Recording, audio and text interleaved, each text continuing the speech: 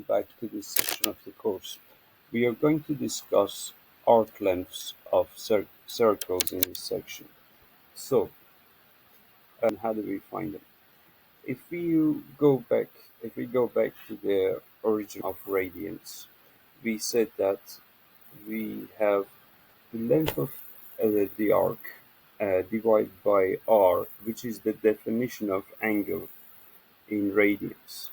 And the total circumference of the circle is 2 pi r, and when we divide that by r, the total circle therefore is 2 pi r, 2 pi. Okay, so this ratio of arc length divided by circumference of the circle must equal to the angle at the center of the circle divided by the angle measured around the circle in radians. So that means that L stands for arc length in our calculations, and we are familiar with the equation of circumference, which is 2 pi r, and these angles are measured in radians. So they both have C on them, and it's just that we don't write them anymore. So, taking this ratio and multiplying both sides by 2 pi, we end up with L over R equals to theta measured in radians. And if we are looking for arc length, and we do know the angle, all we have to do is multiply the angle measured in radians by the radius of the circle. So this formula from now on is going to be very handy to solve some problems with. So let's use it in action and tackle these problems. So I'm going to look at the question on the left side of the slide first. So the question says, find the length of the arc of the radius of the circle with radius 5.2. The arc length subtends the angle of 0.8. 0.8 here is measured in radians. So what we said is that we are looking for the arc length, and I've put this formula on top of this page here. So we are going to take the radius and simply multiply it by the angle measured in radians, and that will simply give us the arc length measured in radians. Therefore,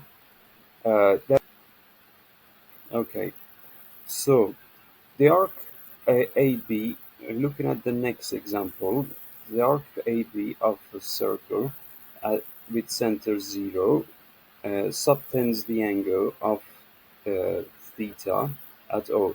So the perimeter of the sector AOB is P.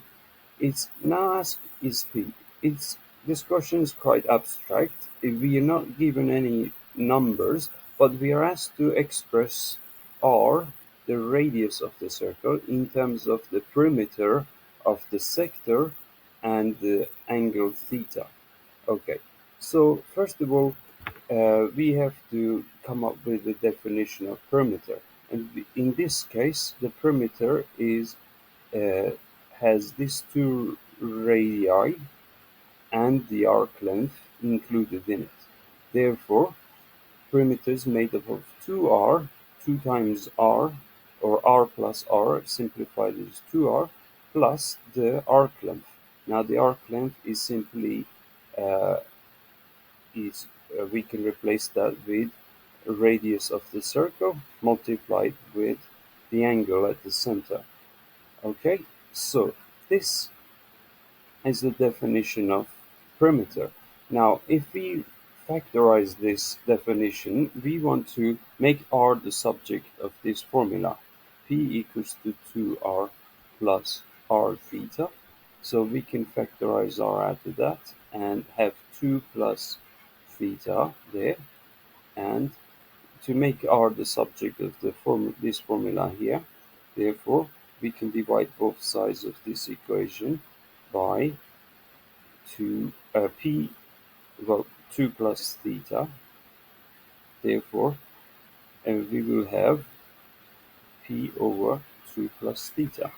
This is the definition of R in terms of P and theta. So the points A and B were such on the diagram that the radius was defined with such an answer. Let's look at the next question. They have defined the garden pond to have an edge of length 2.4, uh, which is a straight line, and the curved part C, which is defined with radius of 2. So we have to picture this for ourselves in these terms. And what we are asked to find is the length of the arc C. Just from looking at this problem, we have to dig a little bit deeper and figure out with trigonometry what is this angle at the center of the circle, and then from that, once we figure out this purple angle, we know that the total angle around the circle is 2 pi, so we can say this angle theta is simply 2 pi subtracted the angle O in our case here. So now this angle O can be found with trigonometry. So I'm gonna put a larger diagram on the right side of the top right corner here. And if we redefine that triangle there, half of that angle O, we label it as x. Right. And we half 2.4 to get 1.2.